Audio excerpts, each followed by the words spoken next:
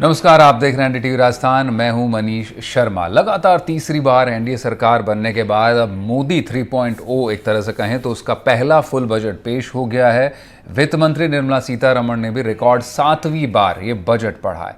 1 घंटे 23 मिनट के भाषण की शुरुआत से ही उन्होंने जता दिया कि मोदी सरकार की क्या बड़ी प्राथमिकताएं हैं और चुनौतियां भी क्या क्या हैं। फरवरी में पेश अंतरिम बजट में जो आर्थिक झांकी उन्होंने पेश की थी, उसको एक तरह से कहा जाए कि फुल बजट में उसकी पिक्चर उन्होंने दिखाई है। 9 प्राथमिकताएं बताई, देश के सामने रखा, जिसमें कृषि, समाज से जुड़े सरोकार काफ़ी डिटेल में बताए और वहीं कौशल, रोजगार और इंफ्रास्ट्रक्चर, ग्रामीण शहरी विकास की रूपरेखा भी उकेरी। जिस इनकम टैक्स को लेकर हर बजट में सबसे ज़्यादा निगाह होती है, उस पर भी बात हुई है। सरलीकरण के जरिए मध्यम वर्ग को थोड़ी राहत देने का काम किया गया है, स्टैंडर्ड डिडक्शन को बढ़ाया गया है। फिर बजट में कैपिटल एक्सपेंडिचर से लेकर फिस्कल कंसोलिडेशन को मजबूत रखने का प्लान भी उन्होंने उकेरा है। तो पूरी तरह से फुल बजट कैसा रहा, क्या इसको लेकर अब आर्थिक मायने निकाले जाएं और देश, समाज, आप और हमको कैसे ये प्रभावित करने जा रहा है, क्या हमारे जीवन में बदलाव आएगा, उसकी बात करेंगे। पहले ग्राफिक्स देख लीजिए। आस, विश्वास और विकास की ओर देश को ले जाने वाला ये बजट दिखाई दिया है। नई टैक्स प्रणाली से मध्यम वर्ग को राहत है। प्रदेश समाजों से सरोकार निभाने की चाह है। अहम वस्तुओं, दवाओं और ज़रूरी चीज़ों को सस्ता किया गया है। 400 ज़िलों में खरीफ फसलों का डिजिटल क्रॉप सर्वे अब होगा। कृषि पर ध्यान है। 1.52 लाख यानी करीब 1.5 लाख करोड़ रुपए दिए गए हैं। महिलाओं के लिए 3 लाख करोड़ रुपए दिए गए हैं। बजट से बदलाव की आस है। लोगों में जागा विश्वास है कि होगा विकास। शिक्षा, कौशल, युवा, स्वास्थ्य और सामाजिक सुरक्षा केंद्र में है। नई टैक्स प्रणाली से राहत है। Next graphic. नीति के साथ राजनीति भी साधी गई है। बिल्कुल करीब 1.25 घंटे से ज़्यादा के भाषण में सरकारी संघवाद की अवधारणा पर जोर रहा है। पूर्व से उत्तर, दक्षिणी राज्यों को विशेष फंड दिया गया है। बिहार और आंध्रा, जिसकी राजनीति आप समझ सकते हैं, पूर्वी राज्यों के लिए पूर्वोदय योजना है, जिसमें बिहार शामिल है, झारखंड भी शामिल है और आंध्र, बिहार, उड़ीसा के जरिए राजनीति साधी गई है। अमरावती, जो आंध्र की एक तरह से कहें कैपिटल निर्माण के लिए 15,000 करोड़ और बिहार की बाहर हुई है 58,000 करोड़ रुपए मिलेंगे। 1 घंटा 23 मिनट के भाषण में।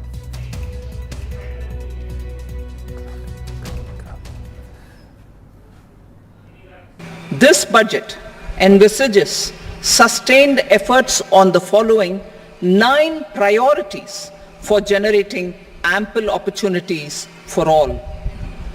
Number 1, productivity and resilience in agriculture. Number 2, employment and skilling. Number 3, inclusive human resource development and social justice. 4, manufacturing and services. 5, urban development. 6, energy security. 7, infrastructure. 8, innovation, research and development. And 9, next generation reforms. Scheme A, first timers.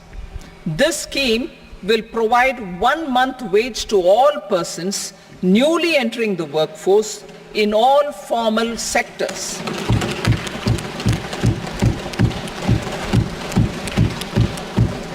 Direct benefit transfer of 1 month's salary in 3 installments to first-time employees as registered in the EPFO will be up to 15,000 rupees. The eligibility limit will be a salary of 1 lakh per month. The scheme is expected to benefit 210 lakh youths. During this year, digital crop survey for Kharif using the DPI will be taken up in 400 districts. The details of 6 crore farmers and their lands will be brought into the farmer and land registries. Further, the issuance of Jan Samarth based Kisan credit cards will be enabled in 5 states. देखिए, आज जो प्रस्तुत माननीय वित्त मंत्री जी ने budget किया है, वो जो मूल बजट पार्ट के साथ जो अंतरिम बजट आया था उसके साथ में दूसरा चरण है, लेकिन इस दूसरे चरण में जिस तरह से देश के ओवरऑल डेवलपमेंट के लिए देश के युवाओं को और अधिक रोजगार के साधन संसाधन मिले, वो और अधिक स्वरोजगारी हों, देश का इंफ्रास्ट्रक्चर डेवलपमेंट की गति और बढ़े, उसके लिए इंफ्रास्ट्रक्चर के बजट को, कैपिटल इन्वेस्टमेंट को बढ़ाने के साथ साथ में एग्रीकल्चर और टूरिज्म इन दोनों सेक्टर्स पे विशेष, और एमएसएमई इन तीनों सेक्टर्स पे विशेष रूप से फोकस किया गया है, क्योंकि ये ऐसे सेक्टर हैं तीनों जो देश की जीडीपी में ग्रोथ तो करते हैं लेकिन साथ साथ में रोजगार के अवसरों का भी सृजन करते हैं। और मैं आज के इस बजट के लिए, इस निर्णय के लिए आदरणीय वित्त मंत्री जी का और प्रधानमंत्री जी का हृदय से अभिनंदन करता हूँ। तो सुना आपने वित्त मंत्री को अलग अलग किस तरह से उन्होंने सेक्टर वाइज बात रखी और कैसे कैसे एलोकेशन उन्होंने किया है। और फिर गजेंद्र शेखावत जो खुद राजस्थान से आते हैं, टूरिज्म मिनिस्ट्री का उनका पोर्टफोलियो बड़ा अहम है राजस्थान के लिए, ये इंडस्ट्री भी। तो मेहमानों का रुख करेंगे। इस वक्त मेरे साथ वेदांत अमीरवासिया मौजूद हैं जो खुद एजुकेशनिस्ट हैं, और रिया सिंह भी सीए मेरे साथ हैं, उनका भी स्वागत है। दोनों का स्वागत। पहले वेदांत आपसे जानेंगे, क्योंकि अब सबसे बड़ी जो एलोकेशन और एक तरह से कहें कि स्कीम्स को लेकर अनाउंसमेंट हुए, काफ़ी इनोवेटिव ढंग से रोजगार और कौशल विकास को लेकर के हुआ है। शुरुआत ही वित्त मंत्री ने कर दी कि क्या बड़ी प्राथमिकता है, और वाकई देश के सामने इस वक्त पर युवाओं को लेकर जो चुनौती है वो कौशल और एम्प्लॉयमेंट को लेकर के है। उसी थीम पर हमारा शो भी है। आपको क्या एक्सपेक्टेशंस इस बजट से अब फुलफिल होती दिख रही हैं कि रोजगार के पैमाने पर जो एक कहा जा रहा था कि जॉबलेस ग्रोथ हो रही है देश की, जीडीपी बढ़ रही है लेकिन रोजगार नहीं बढ़ रहा है, उसको क्या किस हद तक कैटर कर पाएगा ये बजट? क्या परिवर्तन आप देख रहे हैं? Thank you Manish, thank you for having me आपके शो पे मुझे बुलाने के लिए जी। इट्स अ बहुत ही होलिस्टिक, बहुत ही प्रूडेंट बजट है ये जो हमारे honourable finance minister Mrs Nirmala Sitharaman ने पेश किया है। इस साल उन्होंने एजुकेशन का बजट 1,40,000 करोड़ तक बढ़ा दिया है कंपेयर टू लास्ट ईयर जब 1,13,000 करोड़ था। इट इज़ वेरी क्लियर, बहुत स्पष्ट है कि गवर्नमेंट का पूरा फोकस स्किलिंग पे है, अपस्किलिंग पे है, and to ensure कि the youth are skilled enough to get good jobs. Most of the youth get good jobs and everyone is employed. और हम यहाँ पे ओडा क्लास में हमारी एडटेक कंपनी है बैंगलोर में, ये हमारे विजन के साथ भी मैच करती है, which includes holistic learning like learning for all. So चाहे ये लोन्स देना हो up to 7 lakh for 25,000 students, इस सब में आई थिंक टेक्नोलॉजी बहुत बड़ा रोल प्ले करेगा, विल बी बहुत क्रूशल रहेगा।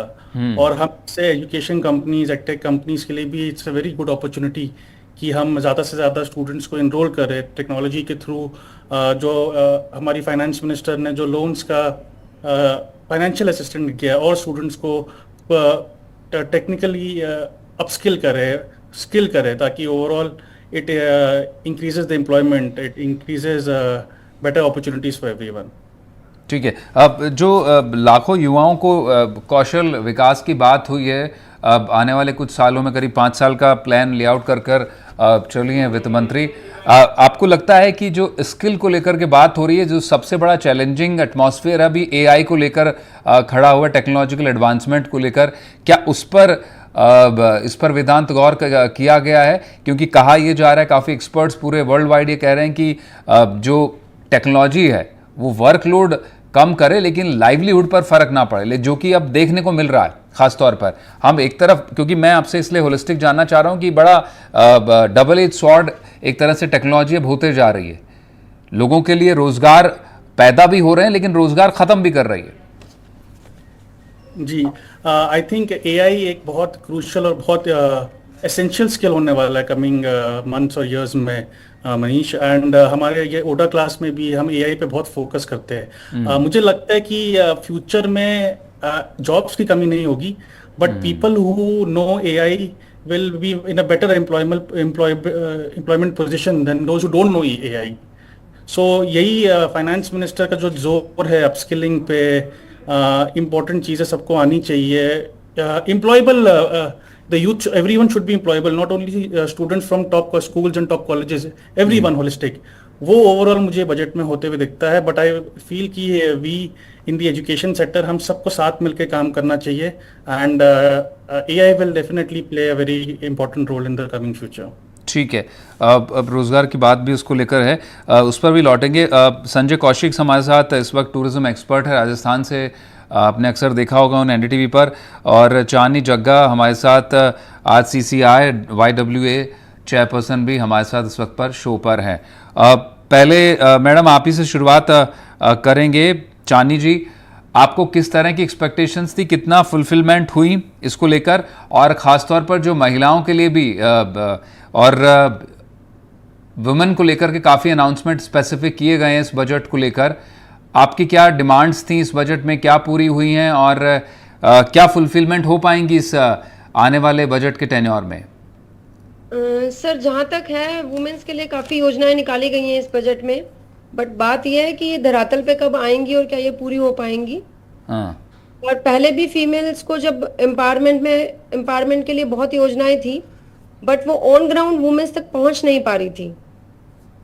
सो उम्मीद यही थी इस बार सरकार से कि जितनी भी वुमेन एम्पावरमेंट पे योजनाएं आएंगी या स्कीम्स आ रही हैं, वो ऑन ग्राउंड उन पे काम हो और सारी वुमेन जो बिजनेस में हैं उन तक पहुंच पाएं। जैसे Rajasthan chamber of commerce and industries की मैं बात करूं तो एक फीमेल विंग की कम्युनिटी है जिसमें अराउंड 65 फीमेल्स हैं जो डिफरेंट सेक्टर में काम कर रहे हैं, कुछ आईटी में, कुछ एजुकेशन में, कुछ हेल्थ टेक में। सो उनकी बहुत सारी उम्मीदें थी कि सरकार ने इतनी योजनाएं निकाली हैं। अभी इस बजट में 3 लाख करोड़ का ऐलान किया है वुमेन के लिए जी। तो बहुत सारी उम्मीदें, एमएसएमई को बहुत उम्मीद थी इस बार बजट से जो पूरी नहीं हुई है, शायद कुछ उनकी आशाओं पे निराशा हुई है। आपको लगता है जो 3 लाख करोड़ रुपए का बजट एलोकेशन, मैं उस पर ही आने वाला था आपसे, ये नाकाफी है आपको लगता है महिलाओं के हिसाब से, उनके ज़रूरतों के हिसाब से, और उनके सेक्टर स्पेसिफिक उनकी ज़रूरतों के हिसाब से? सर, अगर सेक्टर स्पेसिफिक की बात करें तो सर यहाँ भी सेम बात आती है आपके जवाब पे भी। अगर ये स्कीम महिलाएं अगर सही में इसका उपयोग ले पाए और ये ऑन ग्राउंड वर्क करें तो ये काफी भी होगा और कहीं ना कहीं इसको बहुत फीमेल बेनिफिट भी ले पाएंगी। बट अगर ये ऑन ग्राउंड काम ही नहीं करेगा तो फिर इसका बेनिफिट लेना काफी तो नहीं कह सकते सर आजकल कि अगर मैं राजस्थान के बात करूं फीमेल की तो 40% फीमेल्स राजस्थान में करंटली एक्टिव है अगर मैं बिजनेस सेक्टर में बात करूं। बट हाँ, वुमेन के लिए जो इस बार के बजट में सरकार ने क्रैच को लेकर जो योजनाएं डाली हैं तो बहुत सारी वुमेन जो अपना करियर या फील्ड छोड़ दे रही हैं, आई थिंक वो बहुत हेल्प करेगा एक वुमेन एम्पावरमेंट में। ठीक है, ठीक है। आपका कहना है कि ये असली में तब सफल होगा बजट जब वो योजनाएं महिलाओं के लिए होती हैं वो वाकई इम्प्लीमेंट हो, उन तक उनके डोर स्टेप तक उनका फ़ायदा पहुंचे। अब मेरे साथ कौशिक साहब, मैं आपका रुख करूंगा क्योंकि राजस्थान स्पेसिफिक जो जब बात होती है तो एमएसएमई और उसके अलावा सबसे बड़ी इंडस्ट्री हमारे यहाँ टूरिज्म, हालांकि एमएसएमई टूरिज्म से ही अपने आप में एक जुड़ी हुई इंडस्ट्री कही जा सकती है, लेकिन मेन स्ट्रीम टूरिज्म है। टूरिज्म मिनिस्टर भी अब राजस्थान से एक बड़ा पोर्टफोलियो है। कोई बहुत बड़ी स्पेसिफिक तो अनाउंसमेंट नहीं देखने को मिला, लेकिन जो ओवरऑल बात की गई टूरिज्म पे, आपको लगता है कि वो राजस्थान को कैटर करने वाला है? हालांकि जो राज्य का बजट आया था उस पर काफ़ी बातें हुई थी टूरिज्म सेक्टर को लेकर। इस बजट में क्या पुश मिलने वाला है टूरिज्म सेक्टर की बात की जाए, क्योंकि कोरोना के बाद काफ़ी डेफिसिट हुआ है? देखिए, आपने बिल्कुल सही कहा, टूरिज्म को बहुत सारी चीजों की जरूरत थी और मेरे को लगता है कि अपेक्षा बहुत सारी थी केंद्र सरकार के बजट से, लेकिन जो भी पर्यटन क्षेत्र को मिला है या पर्यटन का जो एलोकेशन हुआ है वो कोई बहुत ज्यादा अट्रैक्टिव नहीं हुआ। मुझे लगता है कि कहीं पे भी कोई ऐसा कोई मेजर जिसको कह सकते हैं जो चंक है जिससे पर्यटन को वाकई में फायदा होता वो नहीं मिला। हालांकि जो पहले 1700 करोड़ का बजट था, अंदाजा 1480 करोड़ उसका जो टूरिज्म का एलोकेशन हो गया। लेकिन जैसे ओवरसीज प्रमोशन के लिए जो अभी बहुत इंपॉर्टेंट है कि जब राजस्थान में टूरिज्म होता है तो वो फॉरेन टूरिस्ट का काफी का 3-4 साल हो गए फॉरेन टूरिस्ट का आवक कम है। मुझे लगता है कि वो जो फॉरेन टूरिस्ट के अराइवल के लिए जो प्रमोशन के लिए ओवरसीज जो प्रमोशन जो था पहले 100 करोड़ था, मेरे ख्याल से वो 33 करोड़ कर दिया गया है, जबकि जो डोमेस्टिक प्रमोशन का था उसमें कुछ इंक्रीज किया है। अगर देखा जाए तो सबसे बड़ी जो टूरिज्म जिसमें आज हम पिछड़ रहे हैं पूरे देश और दुनिया में वो हमारा है जीएसटी। कहीं 5% का स्लैब है, कहीं 12 का है, कहीं 18 का है। तो हम तो ये कोशिश कर रहे थे कोई एक सेट हो जाए कि भाई 7, 8, 10, 12 कोई भी एक तरीके की टूरिज्म के लिए जीएसटी का एक पैटर्न हो आप तो जो फॉरेन ट्रेवल जो करने वाले लोग हैं, जो आउटबाउंड करते हैं, उनके लिए टीसीएस की जरूरत थी कि टीसीएस में कुछ करते हैं, लेकिन उसका भी कोई मुझे लगा नहीं कि नजर आए। और कुल मिला के जो दो चीजें मुझे नजर आई, एक तो थी बिहार के बारे में उन्होंने थोड़ी बात करी है और थोड़ा बहुत ओडिशा के बारे में बात किया है। तो मतलब I think it is not pro tourism budget, और मुझे लगता है निराशा का बजट है पर्यटन के हिसाब से। अच्छा, और राजस्थान के हिसाब थोड़ी से, अगर आप भी कुछ करें, हाँ, राजस्थान के हिसाब से आप राजस्थान के हिसाब से सर जो भी हुआ, मेरे को नहीं लगता कि राजस्थान को इससे बहुत बड़ा फायदा मिलने वाला है। और अभी जो उन्होंने एलोकेशन जो किया है 2,500 मतलब 2480 करोड़, उस एलोकेशन में से कुछ राजस्थान में जैसे क्या कहते हैं इनका पर्यटन, जो धार्मिक पर्यटन है, उसमें कुछ नए कॉरिडोर्स अगर बनने की, जैसे पुष्कर का है, रामदेवरा या अपने खाटू श्याम जी का, इनसे कुछ हो सकता है, तो हो सकता है डोमेस्टिक को कुछ उससे फायदा हो जाए। लेकिन जो मेन जो स्ट्रीम है टूरिज्म की, वो इनबाउंड टूरिज्म है, जिससे राजस्थान को बहुत फायदा होता है। विदेशी पर्यटक आते हैं, उससे राजस्थान को बहुत रोजगार मिलता है। उसका कोई मुझे इम्पैक्ट डायरेक्टली तो नजर नहीं आया, इनडायरेक्टली ठीक कह सकते हैं, लेकिन वो जब चीजें पटल पे आएंगी, जब धरती पे, जब धरातल पे जो चीजें आएंगी, तो पता चले, तो शायद मुझे लगता है कुछ हो सकता है। ठीक है, ठीक है। आपको लगता है कि जो सेक्टर स्पेसिफिक था, राजस्थान के लिए कोई विशेष प्रावधान इसमें नहीं किए गए, हालांकि जो पूर्वी राज्यों के लिए कुछ धार्मिक टूरिज्म की बात हो रही है, वो स्पेसिफिक अलग से है, राजस्थान को लेकर के कुछ खास देख नहीं पा रहे हैं आप। अब रिया, मैं आपके पास लौटूंगा। अब सबसे बड़ी जो बात रहती है अक्सर टैक्सेशन को लेकर रहती है। जो मध्यम वर्गीय है, सैलरीड पर्सन है, जो एक तरह से बैकबोन होता है देश की डायरेक्ट टैक्सेस को लेकर के, अब बात ये हो रही है कि जो न्यू टैक्स रिजीम है उसमें छूट ज़रूर दे दी गई है, लोग राहत थोड़ी सी दी गई है, लेकिन लोग कह रहे हैं कि बड़ा नाकाफ़ी है ये, इट्स नॉट सफिशिएंट। आप इसको और हालांकि सरकार की मंशा तो यही दिख पड़ रही है साफ तौर पे कि ओल्ड टैक्स रिजीम से लोग शिफ्ट कर जाएं, माइग्रेट कर जाएं न्यू टैक्स रिजीम में और सीधा टैक्स दें, और साथ ही साथ फिर कैपिटल गेन टैक्स भी बढ़ा दिया गया है। आपको लगता है कि ये कोई चालाकी की गई है, ट्वीक किया गया टैक्स रिजीम को, कि लोगों को लगे भी कि टैक्स भी कम हुआ है और लोगों से वसूल भी लिया जाए? कंट्रोवर्शियल चीज है, पर हाँ, कहीं पे बढ़ाया है, कहीं पे कम हुआ है, तो सारी नेगेटिव नहीं है, that is for sure. Long term capital gain जैसे 20% था, जैसे अगर हम प्रॉपर्टी सेल कर रहे हैं तो उसमें 20% की जगह 12.5% किया है, जैसे उसमें एक बहुत बड़ा सेव हो सकता है। फिर टैक्स स्लैब्स में न्यू स्कीम में जो चेंजेस करे हैं वो बहुत इंपॉर्टेंट है। सैलरी डिडक्शन जो बढ़ाई है 50,000 से उन्होंने 35,000 करी है, वो अच्छा है। एक्सपेक्टेड ज्यादा था, कम है, वो तो मैं मानती हूँ, पर पूरी कोशिश है फाइनेंस मिनिस्टर की कि सब अपने इनकम टैक्स रिटर्न्स फाइल करें और आगे बढ़े। ठीक है, देश को भी तो जो स्टैंडर्ड डिडक्शन था उसको रेज किया 50,000 से 75,000। आपसे मैं थोड़ा रिया इस पे स्पेसिफिक जानना चाहता हूँ, क्या सरकार अब वाकई ये चाहती है कि लोग जिस तरह से बाकी अपने जो ATC, ATD जो सब प्रोविजंस का इनकम टैक्स में फ़ायदा लेते थे और सेविंग्स भी करनी पड़ती थी, और फिर कहीं ना कहीं टैक्स जो बचता था, क्योंकि उसमें एक लिमिट होती है, उसके बाद टैक्स भी चुकाना पड़ता था, तो सरकार ये चाहती कि आप ये बहुत ज़्यादा पचड़े में ना फंसें, आप सीधा न्यू टैक्स रिजीम में आए, जो खासतौर पर एक नया जो नई जनरेशन है, जो नया युवा है, जो फर्स्ट टाइम लेबर फोर्स में आ रहा है और सैलरीड जो लोग हो रहे हैं, वो इनकम टैक्स स्लैब में आए और नया ऑप्शन ले, सीधा टैक्स चुकाएं और मुक्ति पाएं उस तरह से, टैक्स से एक तरह से कहें। सरकार ये इस दिशा में सोच रही है, क्योंकि अभी तक ओल्ड टैक्स रिजीम पे आपको ध्यान नहीं दिया जा रहा है पिछले 2-3 बजट से। जी, सरकार की पूरी कोशिश है कि सब लोग न्यू टैक्स रिजीम पे आ पाए, और डिडक्शंस क्योंकि इसीलिए कम होते जा रहे हैं, और towards betterment of the world and India, they're looking forward to.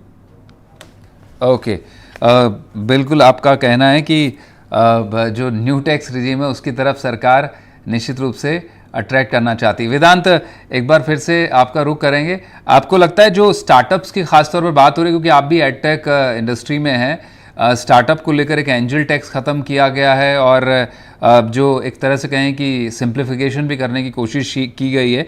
हालांकि जीएसटी वगैरह को अभी भी काफ़ी लोग क्रिटिसाइज़ कर रहे हैं कि उसको और सिंप्लीफाई करना चाहिए था। कितना बड़ा टर्न अराउंड क्रिएट करेगा ये एंजल टैक्स ख़त्म करना स्टार्टअप्स में?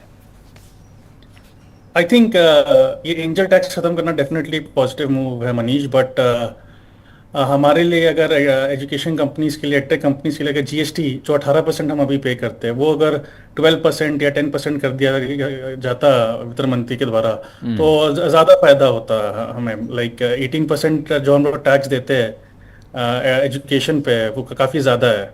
सो जीएसटी पे भी थोड़ा वित्त मंत्री अगर कर देती तो और बेहतर होता हमारे लिए, but angel tax overall is a positive sign.